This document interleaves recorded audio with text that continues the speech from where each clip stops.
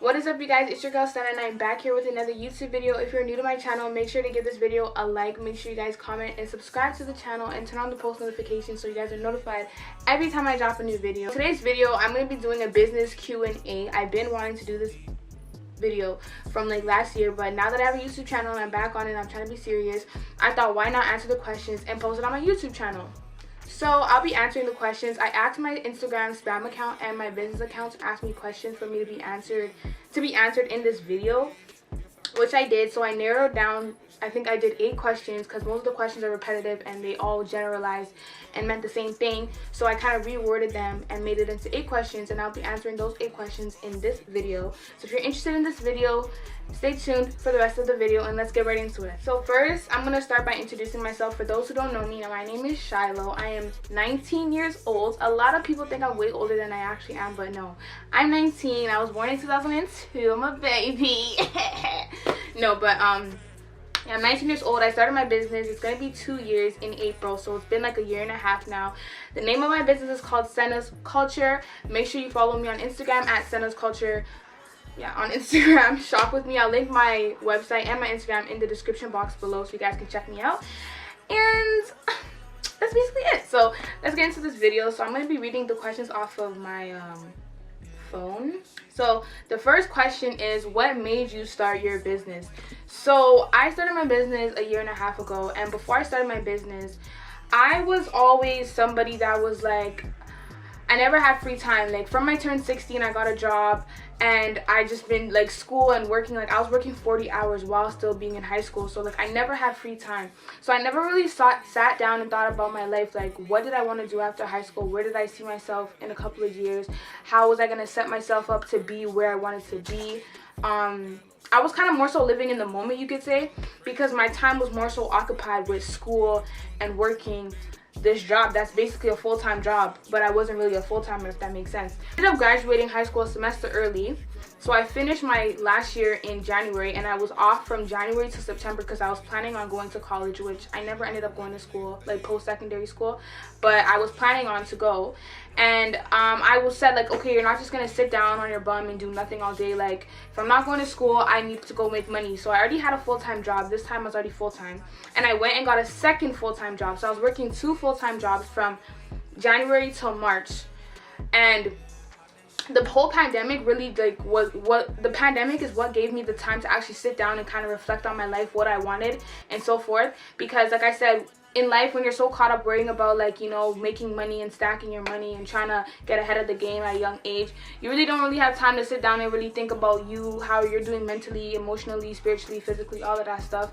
So the pandemic really allowed me to have that free time, which is something that I was so not used to. I remember back a couple of months ago, there were these pair of pants. They're called stack pants. They were very trending at the time, and I wanted them, but I couldn't find them in Canada anywhere. So I was literally researching, like, how to make these pants. Like, literally, like, I was researching, like, how to make these pants, how do you make these pants. I've been looking. Found a video on YouTube, and basically how to make stack pants. You get 2 pants and it makes 1 pant. And I was like, how can I make these pants connect together when I don't know how to sew? Because you have to sew. I didn't know how to sew at the time. I had no prior interest in sewing, fashion, none of that.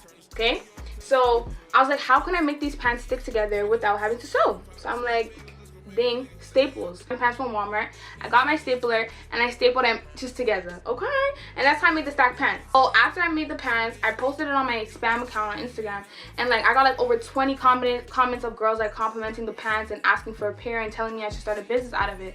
So literally I just jumped into it, and that's so not me, because I'm the type of person, I hate change. Like, I hate change. I hate being uncomfortable,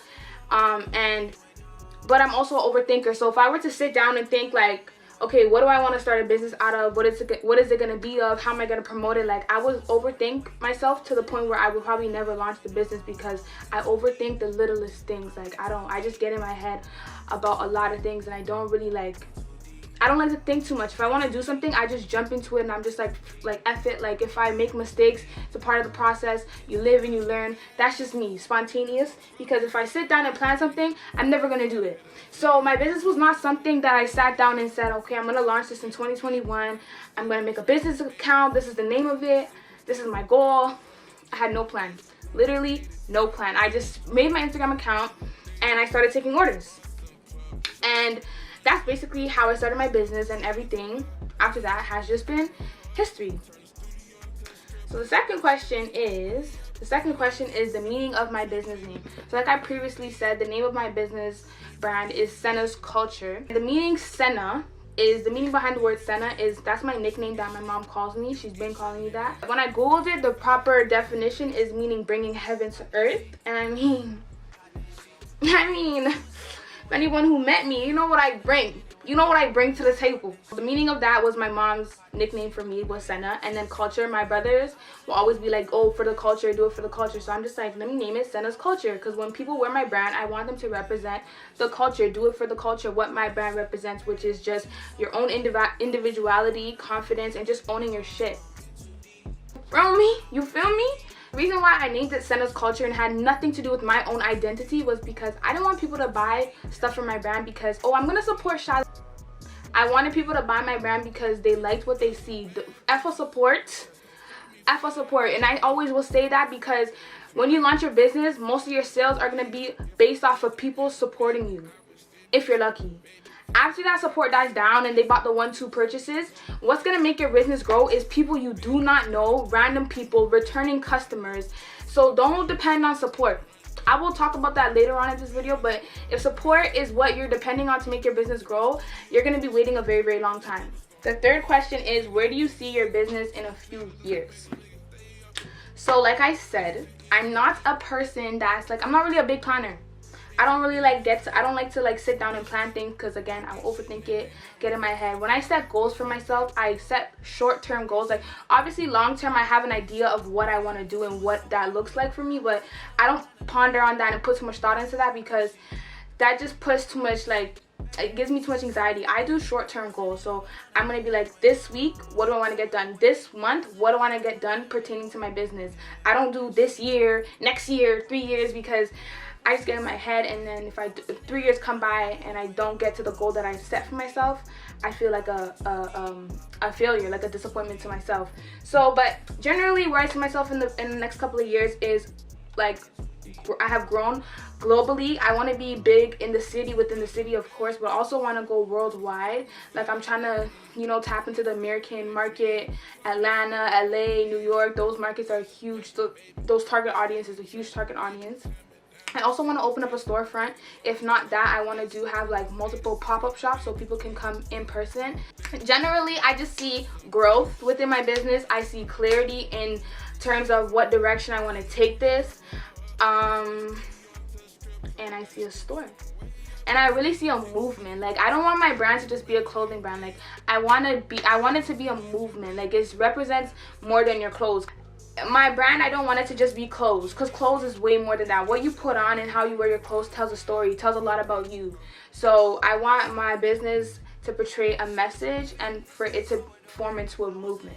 So the fourth question is, what is my message to the youth?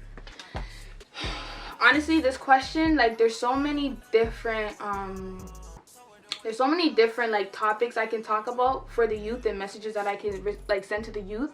But the biggest thing I would say is nothing comes easy.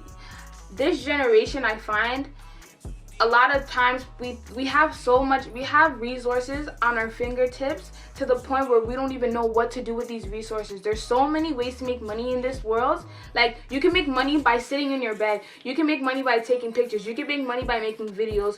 You can make money by, you know, having a 9-to-5, owning your own business. There's so many ways to make money. And when I was younger, like when I was in high school, I thought, because that's what they teach you in high school, just be one-track minded. So I thought one source of income was enough. Go to high school, finish high school, go to post-secondary, get a job, be comfortable. When I got older, I don't want to be comfortable. I have an idea of what the best version of what I look like in my opinion, what I should be.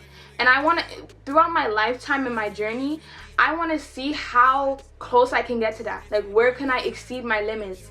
And can I push beyond that? So, comfort is a killer. Don't ever be comfortable. Don't ever settle. If you feel comfortable in a situation, remove yourself from that situation and get uncomfortable with being comfortable. That's a key point. If you choose to do, you have to put the work in. Nothing comes easy. I'm telling you, nothing comes easy. There's no easy way out. It's a lie. It's a trap. There's no such thing as an easy way out. There's a message to the youth is there's no easy way out, okay? Exceed your limits and try and become the best version of yourself that you can possibly become. And whatever you put your mind to it, stick to it and finish it. The 5th question is certain obstacles I've overcame. There's so many obstacles I've overcame. I'm gonna try to touch on each like category. So like mentally, obstacles that I overcame was obviously self-doubt, like just sitting back and thinking like, what am I really doing? Like, is this even gonna go anywhere? There's days where I feel zero motivation, and lately for these past couple of months, that's really what I've been feeling, is the lack of motivation. Is that even a word, sis? A lack of motivation and a lack of drive. I work 40 hours a week, so it's very hard for me to really find that time to really sit down and think about my business. And you know, sometimes that kind of makes me get self-doubt myself and be like, what are you even doing? Is this something that you really want to do? Like in the past, if I've made mistakes, I'm just like, bro, just give it up. Like, just go back to working your job so you don't have to take any more financial risk. You don't have to, you know, be nervous or have anxiety. Like, just quit it and just go back to living comfortably. But something doesn't sit right with me in starting something and not finishing it because of fear. Like, I would be so disappointed in myself if I stopped doing what I was doing out of fear. It's all a part of the process, all a part of the journey. I would not go back and regret anything I've done, and it's never a loss. It's never a loss, it's a lesson. Remember that. I'm going to talk about a financial obstacle that I had to overcome. Number 1, when I first launched my business, obviously my business had no sources, no income, like, you know, by itself, like where I just kept reinvested in my business using my business money because I just started the business. So obviously I had to use my own personal money, which was a lot of money because I had to buy a sewing machine. I never owned a sewing machine. I had to buy a sewing machine. I had to buy the, you know, the jogging pants, source the jogging pants. And I would source the jogging pants from like my local superstore, so like Walmart and Giant Tiger. And when like the local ones sold out of the sizes, because I was literally buying all the sizes, I would have to drive to like Vaughan, Burlington, London, Ontario, Milton, Hamilton. Like some of these places are like an hour away, 40 minutes away, like just for some jogging pants. And that's like, even if that store even had them. So I was just really taking a risk. That was a lot of gas I was burning that I had to put in my car. And at first my business was not making a lot of money because I just started it. So I was making back the money I spent, but I wasn't really making profit. I wasn't making profit, and if I was making profit, it was always getting reinvested back in the business, so it wasn't really profit. So financially, that was definitely a risk. And that's why till this day I still have my job, because I still have a fear in me, like, what if all fails? At least I have a job to fall back on, if that makes sense. Which I feel like is kind of a form of my own insecurity, because I should be secure enough in my business and believe in myself, but there's something we trying to work on, you know what I'm saying? Obviously just staying focused, like just staying in your lane, not worrying about other people, not worrying about what other people think. People will always have something to say. People will always have something to say, literally. Like, you could buy a car, and if it's not a 2020 car, if it's not a Benz, it's not a BMW, people are always gonna talk shit, talk smack. Like, you could be a pretty person, people are gonna talk smack. Oh, she thinks she's too cute. You could be a nice person. Oh, she's not even that cute. People are always gonna have something to say. So don't really try to focus on what the outer thoughts of people trying to say. Just make sure, know yourself, know why you're doing what you're doing, what's the end goal, how are you going to get to that end goal, and stay on your lane, stay in your lane, stay on your path, and stay focused and remain humble. That's it. That's it. That's all there is to it. 100 of yourself into something, I promise you one day you will reap the benefits. I promise you. It may not be tomorrow, it may not be next month, it may not be next year, but one day you will reap the benefits because of the amount of time and the effort you put in. The universe will yield this way and make way for what is for you. Okay? Things, don't beg for support. Whoever supports you. If they don't, fuck them. Sorry mommy if you're watching this. But and also being consistent in the amount of time you put in, the amount of effort you put in, and the thoughts that you put in, okay? And now the last question of this video is thoughts on this generation and where do I see it in a couple of years? Child, I feel like this generation is very, very lost. Because number one, we don't have role models to look up to. Number one, you know, it's like lost people is leading lost people, and the environment that you are raised in really has a big impact on the type of like person you are, and the type of character you have, and the morals you stand for, and you know, the principles that you believe in. Your environment plays a big role in that. So especially within the Black community, the presence of a role model we lack, because you know, a lot of times there's a single parent, and the single parent is really trying to, you know, make a living for their children, so they're working. They don't have time to sit down with their children and talk about life, and talk about, you know, certain morals and certain principles and certain things that they should and should not do, because their time is being occupied somewhere else. Because it's a constant battle. Like, we have our own people, you know, that's hating and is against us, and then we also have, you know, racism that we have to deal with within the school system, within our everyday life, you know, oppression from the government. Like, it's just so much distractions that's put in place to distract you from your calling, you could say. And I feel like a lot of times people in this generation don't even take the time to actually sit down and think, like, who am I? And that's one thing I had to learn, because I would say I'm a people's pleaser. I want to make people around me happy. If I don't care for you, I really don't care what you think about me. But anybody around me and anyone who knows me, I want to make them happy. So I would say I'm a people's pleaser. And sometimes when I would hear certain things, like people said, oh, she thinks she's too good for herself, or she thinks she's too Hollywood. A lot of people think I'm Hollywood. I'm not Hollywood. Anyone who knows me knows I'm actually super down to earth, super chill, super goofy. Like, Hollywood is the last thing I am. And you clearly don't know me if you're making that assumption off of me. And that used to bother me. Like, I would get bothered when people would say that about me. And I had to realize, like, bro, who cares? Like, at the end of the day, deep down, I know that's not who I am. And people who really know me for who I am know that's not me at all. So who cares? Like, who are you for me to please, or try to, you know, change how I act, or dim my light, or, you know, change my personality or my aura to please you, when you bring no benefits, you serve no purpose to me. Sometimes we get so distracted we forget who we are. Like, this is our sacred space, this is our home. Like, we are home. Figure out who you are, so when people have stuff to say, it doesn't bother you, and just live your life to the fullest. Like, life is so short. Don't go off of trends, don't go off of social media. That's fake, that's a facade. At the end of the day, make sure you're good off the cameras. You're good, and make sure you're growing. The last thing you want to be is in the same place you were last year, being stagnant. You don't want to be stagnant. A lot of people in this generation are very stagnant, and they're comfortable with being stagnant, and they're comfortable with settling in their life, settling in relationships, settling in friendships, careers. Don't settle. Never settle. Even if that means that you have to be alone, don't settle. As a whole, we're lost, and it's time for us to really think about who we are, what we want out of life. And, you know, every day when you wake up, try to become the best version of yourself. That's the most important thing, because there's 24 hours in a day, and people in this generation will see someone who's, you know, being successful and hate and envy them. Instead of taking that same 24 hours that the same other person has, they just use that with purpose, while you're just thinking and putting all the energy into worrying about what they're doing, before you worry and put that energy towards yourself and worry about what you're doing. They rather hate. And why see our generation in a couple of years, if we don't wake up, honestly, it's just gonna be a bunch of lost individuals, more lost individuals raising lost individuals, guiding lost individuals, which will reproduce another generation of lost individuals. That's it. Like, so I really feel like people who are getting older now should be the role models that they wish they had, because yes, your environment does shape you and does form your character, but at some point you must break the cycle. That's just my opinion. So that's all the questions that I answered. If you guys like this video and you want to see more Q&As and more sit down videos, make sure you guys comment down below. Also comment down below some ideas.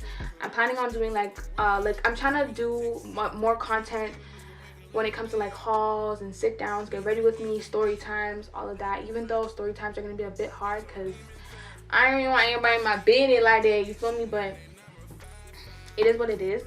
But thank you guys for watching this video. Don't forget to like, comment, and subscribe, and follow me on the gram, follow me on the TikTok, pop it, like it, drop it, yeah. And thank you for watching this video. I hope you guys liked it. Bye.